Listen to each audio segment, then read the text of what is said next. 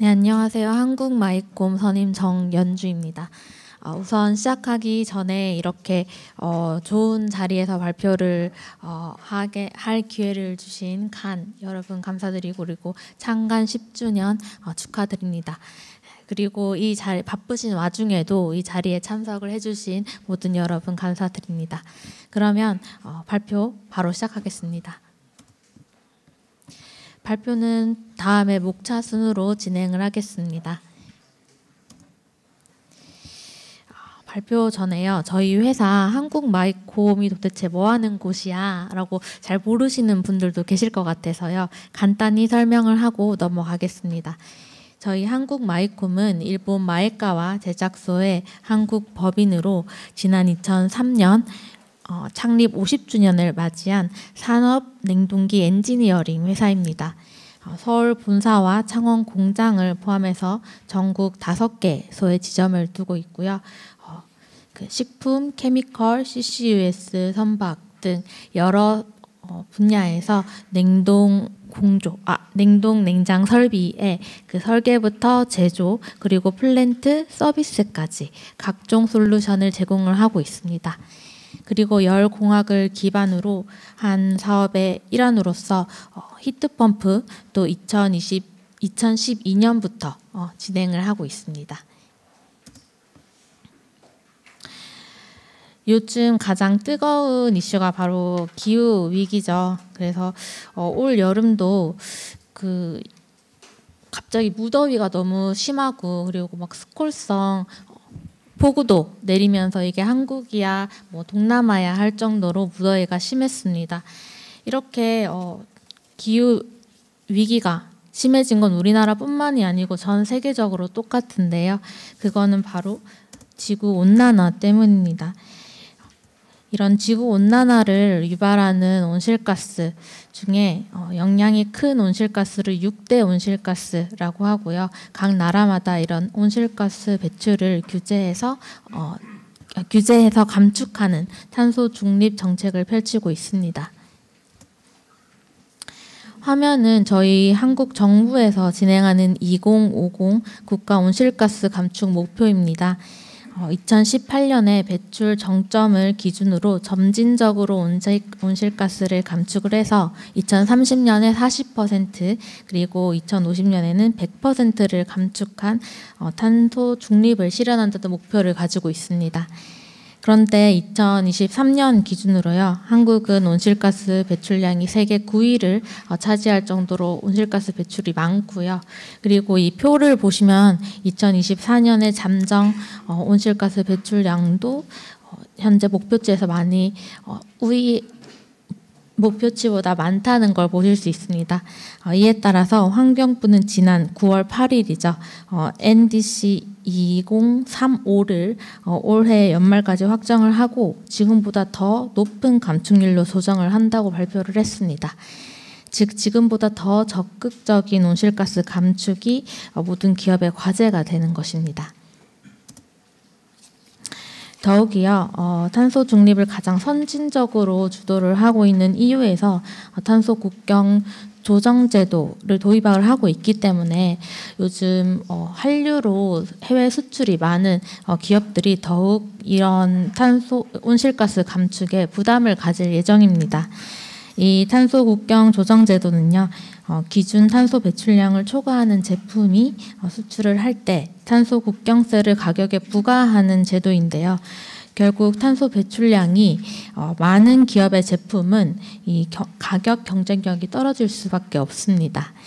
또한 통상적으로요, 탄소 배출을 산정하는 직간접 배출량과 더불어서 중간 원료의 배출량까지 포함해서 산정하는 방식으로 바뀌었기 때문에 이게 또 기업의 제품 생산 시부터 이 탄소 감축을 생각하지 않으면 안 되는 상황이 된 거죠.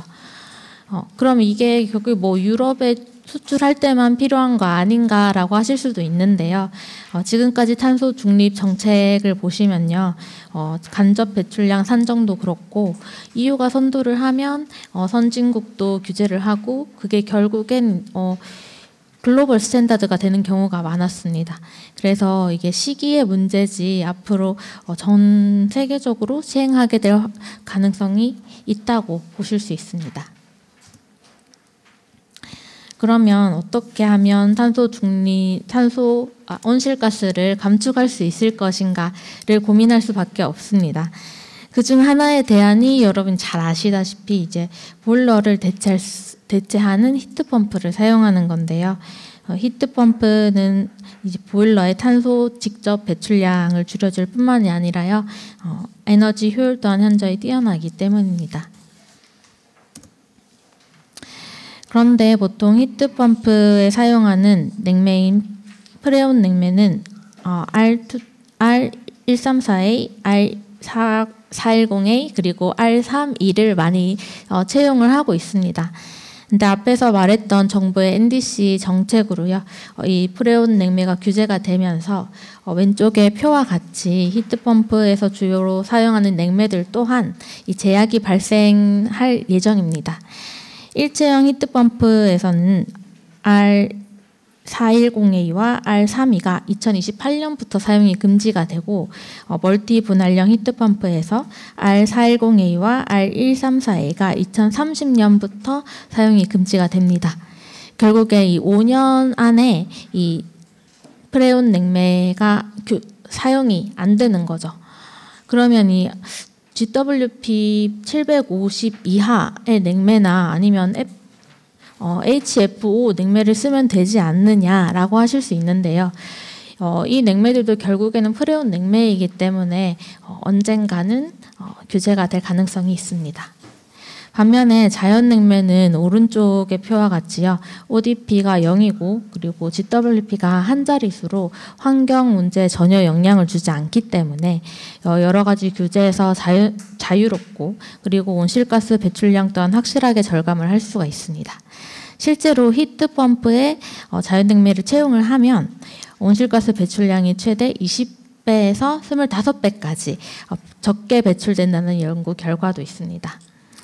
이번 발표에서 제가 소개를 해드릴 히트펌프의 냉매는 R717, 이 암모니아인데요.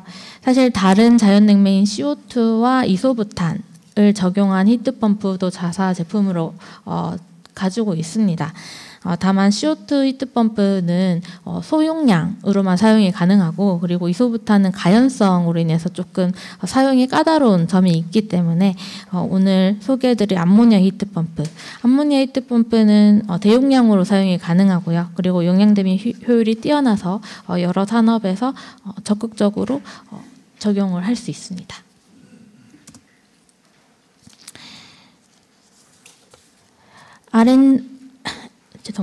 LNG 보일러 대신에 암모니아 히트펌프를 채용을 하면 온실가스 배출량을 60%까지 절감을 할 수 있습니다. 그리고 더불어서 기존 보일러의 열 손실을 최대 20% 보완을 할 수 있습니다. 기존의 이 LNG 보일러로 온수를 제조할 때는요, 이 평균 효율이 약 85%입니다. 즉 100만큼 열을 가했을 때 85만큼의 온수밖에 제공하지 못한다는 뜻이죠.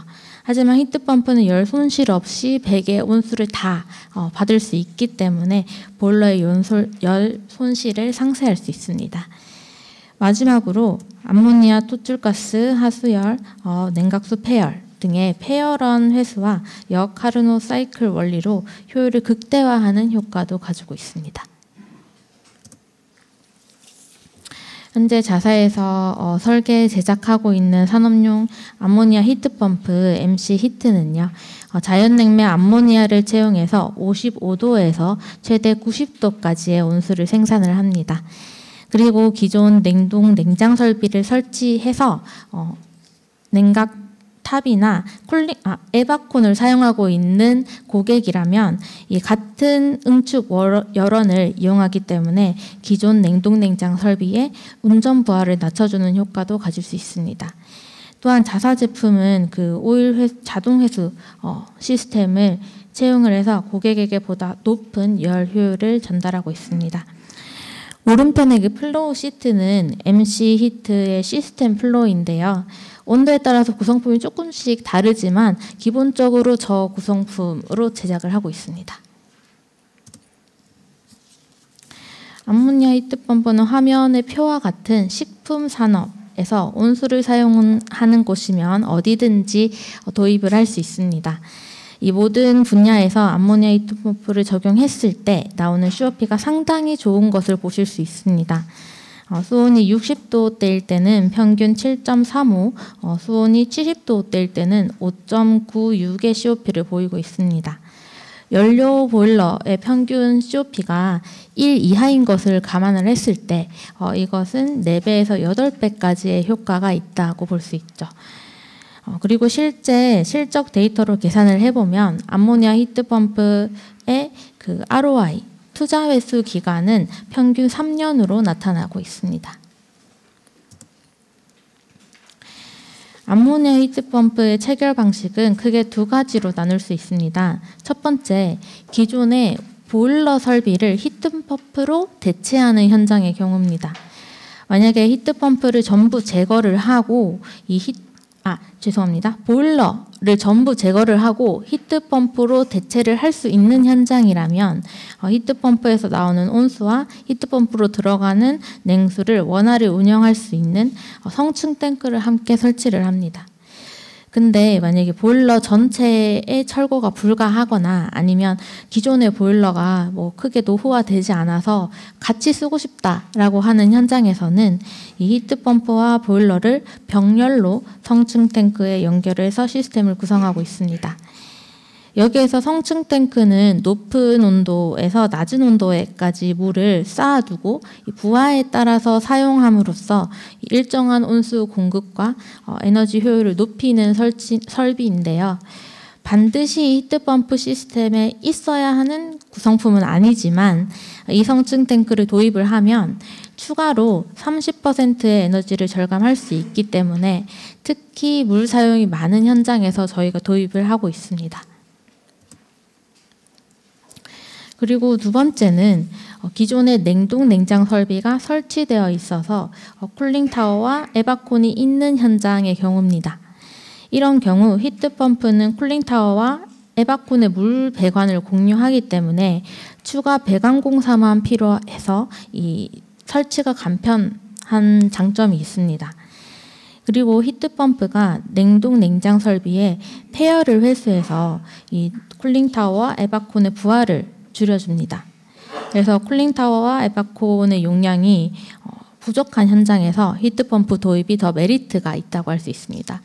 예를 들어서 지구온난화로 그때 설계를 해서 설치를 했던 당시에 그 외기 온도보다 기온이 높아져서 이 응축기 용량이 작아진 현장 같은 경우에는 이 히트펌프를 적용을 했을 때 한결 원활한 운전이 가능한 거죠.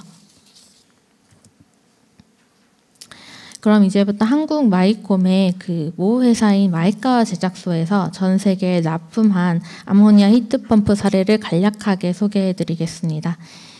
첫 번째로 소개해드릴 곳은 이 유럽 벨기에 육류 가공 공장입니다. 히트펌프 가열 능력은 1000kW이며 78도의 온도의 온수를 현장에 공급을 하고 있습니다. 설비의 COP는 4.5로 계산이 되고 있으며 냉장 기계실에서 발생하는 열 부하를 폐열로 활용한다는 게 이 현장의 특징입니다. 2번째, 영국의 식품 첨가물 공장은 2016년에 암모니아 히트펌프를 도입을 해서 4년 만에 투자 회수를 한 현장입니다. 가열 능력은 겨울철에 7000kW, 여름철엔 4000kW이고요. 55도에서 85도까지의 온수를 제공을 하고 있습니다. 고분 알코올 응축 열교환기에서 발생하는 75도의 물을 열원으로 사용한다는 것이 특징이고요. 그리고 COP가 10으로 매우 높은 운전을 하고 있다고 합니다. 화면은 유럽의 마이카 제작소에서 설치한 사례입니다. 납품 장소는 대회비로 저희가 공개를 하지 못했지만 가열 능력이 각각 420kW와 1000kW 현장인 두 곳 다 5에서 5.5까지 높은 COP를 나타냈습니다. 그리고 이 사례에서 눈여겨볼 점은요. 설치 사례 1에서는 킬로와트당 70g, 그리고 설치 사례 2에서는 킬로와트당 120g으로 굉장히 적은 암모니아 충전량을 가진다는 점입니다. 국내에서는 좀 빡빡한 규제나 폭발 위험성 때문에 이 암모니아 설비에 대해서 좀 거부감을 가지는 분들도 많은데요. 이렇게 적은 양으로 높은 효율을 보이는 제품이 그런 경우에 좀 메리트가 될 수 있을 것 같습니다. 마지막은 뉴질랜드에 설치된 암모니아 히트펌프입니다. 이 사례는 특이하게 가열 능력뿐만이 아니라 냉동 능력도 사용하는 것을 전제로 해서 설계가 되었습니다. 즉 히트펌프의 증발기로 냉수도 생산을 해서 현장에 냉수와 온수를 함께 쓸 수 있도록 설계된 것입니다. 네, 마지막입니다. 이제까지 설명드린 내용을 정리를 하고 빠르게 발표를 마치겠습니다.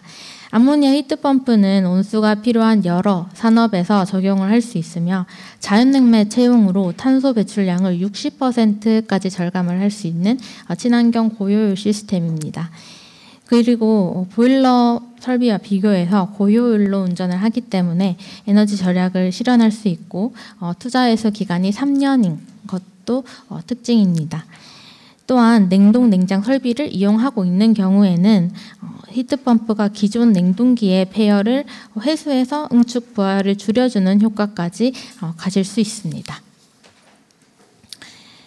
컨퍼런스의 히트펌프 부분을 듣고 계시는 여러분 모두 이 히트펌프에 대한 궁금증과 관심이 많으실 걸로 생각이 됩니다. 이 암모니아 히트펌프는 에너지 절약과 탄소 절감을 동시에 실현할 수 있는 확실한 해답입니다. 오늘 제 발표가 단순한 기술이 아니라 우리가 지구에 기여할 수 있는 방향에 대해 고민해보는 기회가 되었으면 하면서 발표를 마치겠습니다. 감사합니다.